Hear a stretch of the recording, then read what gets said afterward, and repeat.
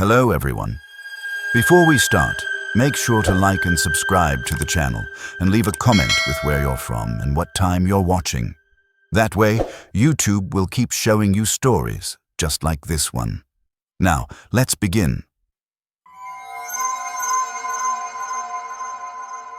It was October 2019 when my aunt asked me to house-sit her Victorian farmhouse in central Ohio while she visited my cousin in Florida. The place sat on 40 acres of cornfields, with the nearest neighbor about 2 miles down a gravel road that barely deserved the name. I'd been there before for family gatherings, but never alone, never overnight. The storm hit around 7 that evening. I was watching Netflix on my laptop when the first lightning strike lit up the kitchen windows like a camera flash. The rain started as a gentle patter, then quickly turned into sheets of water hammering against the old single-pane glass. By 8 p.m., the power was out completely. You don't realize how many electronic sounds fill a house until they all stop at once. The refrigerator's hum, the grandfather clock's electric tick, the subtle whir of the heating system, gone. What remained was pure, unfiltered silence broken only by the storm outside and the house settling into itself with creaks and groans that seemed amplified in the darkness. I found my aunt's emergency flashlight in the kitchen drawer and lit a few candles she kept on the mantelpiece. The Victorian was beautiful during the day, with its high ceilings and ornate woodwork, but in the flickering candlelight, those same decorative shadows took on sinister shapes. Every portrait on the wall seemed to be watching me move through the rooms. I settled into the living room with my battery-powered radio for company, scanning through static until I found a talk show from Columbus. The voices helped fill the oppressive quiet that seemed to press against my eardrums. I tried reading by candlelight, but the dancing flames made the words swim on the page. Around midnight, the radio lost its signal. I fiddled with the antenna, turning the dial through nothing but white noise and distant fragments of Spanish-language broadcasts. Then, even those faded away, leaving me in complete silence except for the rain, which had softened to a steady drumming on the roof. I decided to try sleeping on the couch rather than venture upstairs to the guest bedroom. Something about being on the ground floor felt safer, though I couldn't explain why. I pulled my aunt's quilted throw over my shoulders and closed my eyes, but every sound the old house made seemed magnified. The floorboards upstairs creaked as they cooled. A shutter somewhere rattled against its latch. The front door frame groaned as the wind pressed against it. That's when I heard the knocking. 3 slow, deliberate knocks on the front door. Knock, knock, knock, each one spaced exactly the same distance apart, each one delivered with the same measured force. I sat up immediately, heart hammering. My first thought was that a neighbor had come to check on me during the blackout. Maybe someone had seen the candlelight flickering in the windows and wanted to make sure I was okay. But then I remembered. The nearest house was 2 miles away, down a road that was probably washed out or blocked by fallen branches. I grabbed the flashlight and approached the front door, bare feet silent on the cold hardwood. "Who's there?" I called out, trying to keep my voice steady. Silence. I waited, pressed against the door, listening to my own breathing and the rain outside. Then the knocking came again. Same rhythm, same intensity. Knock, knock, knock. The front door had a small window at eye level, but when I looked through it, the flashlight beam revealed only darkness and rain. Whoever was out there was either standing to the side or had moved away from the door. "I can't open the door right now," I called out, which felt like the safest response. "The power's out and I don't know who you are." No answer. But then, maybe 30 seconds later, I heard the same knocking pattern coming from the side of the house. The living room windows. Knock, knock, knock. Someone was moving around the house's perimeter. I followed the sound, staying inside, flashlight beam dancing across the walls as I moved from room to room. The knocking continued. Kitchen windows, back door, then the far side of the house where the dining room windows faced the cornfield. Always the same patient rhythm, like whoever was out there had all night. What disturbed me most was how methodical it seemed. This wasn't frantic pounding or desperate pleading for help. These knocks were polite, persistent, like someone making a formal request for entry again and again, willing to wait for an answer. The knocking stopped as suddenly as it had started. I stood in the kitchen, flashlight pointed at the back door, listening to the rain and my own rapid heartbeat. Then I heard it. Slow, deliberate footsteps on the wooden front porch. The boards creaked under someone's weight, one step at a time, moving from one end of the porch to the other. Then silence. I stayed awake until dawn, sitting in the living room chair with the flashlight in my lap and a kitchen knife on the side table. When the power came back on around 6 a.m., I immediately called my aunt to tell her what had happened. She suggested I might have imagined it due to the stress of the blackout, but she agreed I should come home early. Before I left, I walked around the outside of the house in the morning light. What I found made my blood run cold. Muddy footprints circled the entire house, stopping at each window and door. The prints showed someone had stood at each location for several minutes. You could see where their feet had shifted and settled into the soft ground.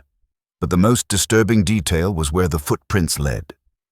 They went from the porch down the gravel driveway to an old pickup truck that was broken down on the side of the dirt road. Rusted, missing a rear tire, looking like it had been abandoned for months. That truck hadn't been there when I arrived 2 days earlier. I was sure of it. I never found out who knocked on my aunt's door that night, or why they spent hours circling her house in a storm. But sometimes, when I'm alone at night and hear unexpected sounds outside, I remember those patient, methodical knocks and wonder if they're still out there somewhere, waiting for someone to finally open the door. 6 months after the farmhouse incident, I was driving back from a conference in Charleston, West Virginia, when my car broke down just outside a tiny town called Millfield. It was past midnight, raining again. Seems like these things always happen in the rain. And my cell phone had no signal. The engine had been making strange noises for the last 50 miles, but I'd hoped to make it home before dealing with it. I coasted into the parking lot of the only business still showing lights, the Sleepy Inn Motel. The neon sign buzzed and flickered, missing the E in sleepy, so it just read Selpy Inn. The place looked like it hadn't been updated since 1975, with rust stains running down the concrete block walls and several rooms with boarded-up windows. The office was cramped and smelled like cigarettes and pine sol. Behind the counter sat a thin man in his 60s, watching a portable TV with the volume turned down low. He looked up when I entered, and I noticed his left eye had a milky film over it, like a cataract. "Need a room?" he asked, though it came out more like a statement than a question. I explained about my car and asked if there was a mechanic in town. He told me nobody would be available until morning, so I paid cash for a room. $35 for the night, which should have been my first red flag. He handed me a physical key attached to a plastic diamond that said, Room 7. The room was exactly what you'd expect. Thin carpet with stains that looked like abstract art, a window AC unit that rattled when it ran, and that particular motel smell of industrial cleaner mixed with decades of cigarette smoke. But I was exhausted, so I deadbolted the door, wedged a chair under the handle like my dad taught me, and tried to get some sleep. Around 2 a.m. Seems like that's my unlucky hour. I woke up to voices outside my window. Not loud voices, but the kind of quiet conversation you hear when people think everyone else is asleep. I couldn't make out words, just the rhythm of people talking back and forth. I looked through the curtains and saw 4 people standing in the parking lot near my broken-down car. 2 men and 2 women, all middle-aged, all wearing dark clothes that looked too formal for the middle of the night. One of the men was leaning against my car's hood, and as I watched, he tried the driver's side door handle. My keys were on the nightstand next to my bed. I thought about calling out to them, asking what they were doing, but something held me back. Maybe it was the way they moved, too casual, too comfortable, like they owned the place. Or maybe it was how they kept looking toward the motel office, like they were checking in with someone. The group talked for another few minutes, then walked toward the far end of the motel where the parking lot met a line of pine trees. I watched until they disappeared into the darkness, then tried to go back to sleep, though every sound outside made me tense up. The next morning, I found the motel office empty. No sign of the desk clerk, no note, nothing. But there was fresh coffee in a pot behind the counter, and my receipt had been slipped under my door sometime during the night with "Paid in Full" stamped across it in red ink. When the mechanic arrived around 9 a.m., a friendly guy named Pete, who'd gotten my message from a gas station owner in town, he looked puzzled when I mentioned staying at the Sleepy Inn. "That place closed down 3 years ago," he said, checking my engine. "Old Frank, who ran it, died of a heart attack, and his kids never bothered to reopen. Shame, really. Was the only place to stay for miles." I turned to look at the motel, and in the daylight I could see what I'd missed in the dark and rain. Several windows were indeed boarded up, but not just a few. Most of them. The vacancy sign was dark and had a thick layer of dust on it. Weeds grew up through cracks in the parking lot, and my room's door hung slightly open, showing nothing but darkness inside. Pete followed my gaze. Though I gotta say, someone's been keeping the place from falling apart completely. Lights still work. Somebody's been cutting the grass. Local folks think maybe Frank's kids hired a caretaker, but he shrugged. Nobody's seen them around. My car turned out to need a new alternator, which Pete had to order from the county seat. While we waited for the part, I walked back to room 7. The door was unlocked, and inside, the bed was neatly made with fresh sheets. On the nightstand was a folded piece of paper with my name written on it in careful handwriting. The note said, "Thank you for staying with us. We hope you'll come back soon. You're always welcome here." It was signed "The Management" in the same careful script. I never found out who was running that closed motel or who the 4 people in the parking lot were. Pete finished fixing my car, and I drove straight home without looking back. But sometimes, when I'm driving late at night through small towns, I see motel signs and wonder how many of them are really open and how many are run by people who never left their posts, even after death. If you're still listening, you probably enjoy stories like this. A like or a comment helps keep them alive.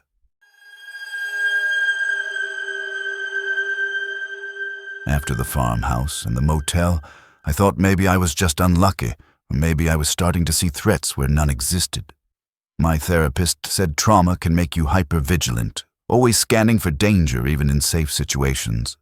I almost believed her. Then I moved to Riverside Drive in a quiet suburb of Akron, Ohio. The rental house was perfect for my budget. 2 bedrooms, small yard, quiet street lined with mature oak trees. My landlord, Mrs. Chen, mentioned that the previous tenant had left suddenly but didn't elaborate. The rent was below market rate, which I attributed to the house needing some cosmetic updates. My first week there was normal. I unpacked boxes, set up my home office, introduced myself to a few neighbors. The couple next door, the Andersons, seemed friendly enough when I met them getting their mail. Across the street lived an elderly woman named Margaret, who spent most afternoons sitting on her porch, reading or watching the neighborhood. It was Margaret who first mentioned the previous tenant. "Nice young man," she said when I stopped to chat during my morning walk. Very quiet, kept to himself mostly, though toward the end he seemed troubled. When I asked what she meant, Margaret glanced toward my house, then back at me. He started asking strange questions about whether I'd noticed anyone watching his house, whether I'd seen people in his backyard at night. She paused. I thought maybe he was using drugs. People get paranoid, you know. I nodded and changed the subject, but something about her tone stuck with me. The first strange thing I noticed was how my motion sensor porch light kept triggering around 3 a.m. I'd wake up to see the bright LED illuminating my front yard, then watch through my bedroom window as it clicked off after 30 seconds of no movement. This happened several nights in a row, always around the same time. I mentioned it to my neighbor, Mr. Anderson, when I saw him taking out trash. He suggested it might be a raccoon or stray cat, which made sense. The motion sensor was probably too sensitive. But then I found the footprints. After a night of rain, I discovered them in the soft dirt around my house. The same methodical pattern I'd seen at my aunt's farmhouse. Someone had walked completely around my house, stopping at each window. The prints were fresh, made some time after the rain stopped around midnight. I called the police, and Officer Martinez came out to take a report. He was professional and thorough, taking photos of the footprints and checking all my doors and windows. Everything was still locked, nothing damaged or missing. Any ex-boyfriends or girlfriends we should know about? He asked. Anyone you've had problems with recently? I told him no, but mentioned the previous tenants' similar experiences. Officer Martinez made notes, then said something that made my stomach drop. We actually got several calls from your address last year. The previous tenant reported someone watching his house, following him to work, that sort of thing. We investigated but never found evidence of stalking or harassment. After Officer Martinez left, I called Mrs. Chen to ask why she hadn't mentioned the previous tenant's problems. There was a long pause before she answered. David was a good tenant, always paid rent on time, she said finally.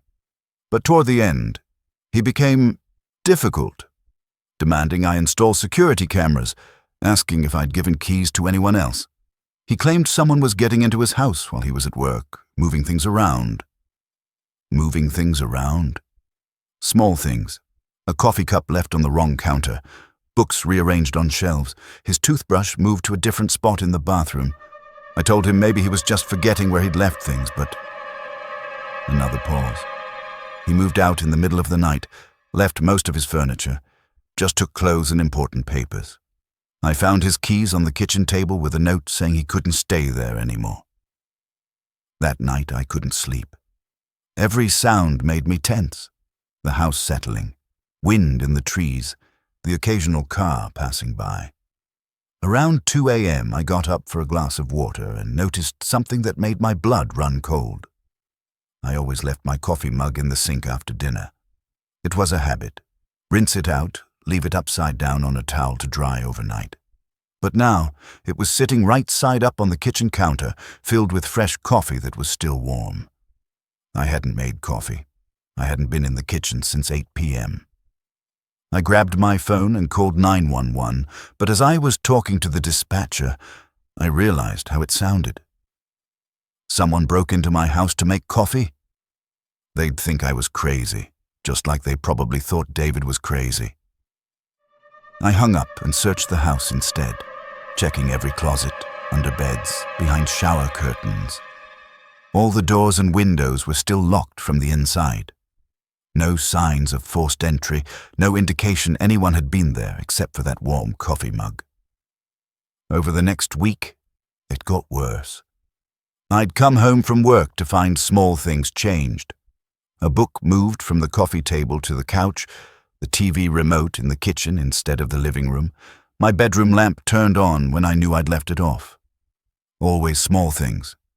Never anything missing, never anything broken, just adjusted. I installed security cameras, but they never caught anything. I changed the locks, but the incidents continued. I even took vacation days to stay home and watch, but nothing happened while I was there. It only occurred when I was away. The breaking point came 3 weeks later. I arrived home from grocery shopping to find every single light in the house turned on. Not just the regular lights. Every lamp, every ceiling fan light, even the bulb inside the refrigerator was on because the door was propped open with a kitchen chair. and on my dining room table was a note in handwriting I didn't recognize. We know you're scared. We know you want to leave, but running won't help. We'll find you wherever you go. I moved out that same night, leaving most of my furniture just like David had. Mrs. Chen was surprisingly understanding and didn't even ask for the full month's notice I owed her. I never found out who was watching my house or how they were getting inside despite my security measures. But sometimes I drive by Riverside Drive, and I always see Margaret sitting on her porch, watching the neighborhood with those sharp eyes of hers. The house I rented is occupied again. There's a new car in the driveway and fresh flowers planted by the front door. I wonder if the new tenant has noticed anything strange yet, or if they're still in that blissful first week when everything seems normal. My final story takes place just last month, and I'm still not sure I understand what happened. After the rental house incident, I'd been staying with friends and family, never in one place long enough to establish patterns that someone could track. But eventually, I needed my own space again. I found an extended stay hotel called the Grand View Inn on the outskirts of Toledo. It wasn't fancy, but it was clean and affordable, and most importantly, it had 24-hour front desk security. I figured if someone was targeting me, at least there would be witnesses. The room was on the second floor, number 237, with a view of the parking lot and the interstate beyond. Basic but functional. Kitchenette, pull-out couch, small table where I could work on my laptop. The walls were thin enough that I could hear conversations from neighboring rooms, but it felt safer than living alone in a house. Everything was normal for the first week. I established a routine: coffee and emails in the morning, work calls during the day, take out dinner while watching Netflix. The front desk staff got to know me, and I felt more secure than I had in months. Then the phone calls started. The first one came at 11:47 p.m. on a Tuesday. The hotel room phone rang, which was unusual because nobody had that number. I answered, thinking it might be the front desk about a noise complaint or building issue. "Hello?" I said. Silence. Not dead silence. I could hear someone breathing on the other end, soft and steady. In the background was a sound I couldn't quite identify, like static or maybe rain against a window. "Hello? Is someone there?" I tried again. Still nothing. After about 30 seconds, they hung up.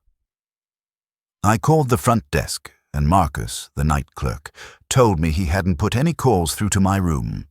He suggested it might be a wrong number or a prank call, which seemed reasonable. The second call came the next night at exactly the same time, 11:47 p.m. Same pattern: breathing, background static, no response to my voice. This time I hung up after a few seconds and unplugged the phone. But the calls continued anyway. Even with the phone unplugged, it would ring at 11:47 p.m. I'd plug it back in just long enough to confirm it was the same caller, then unplug it again.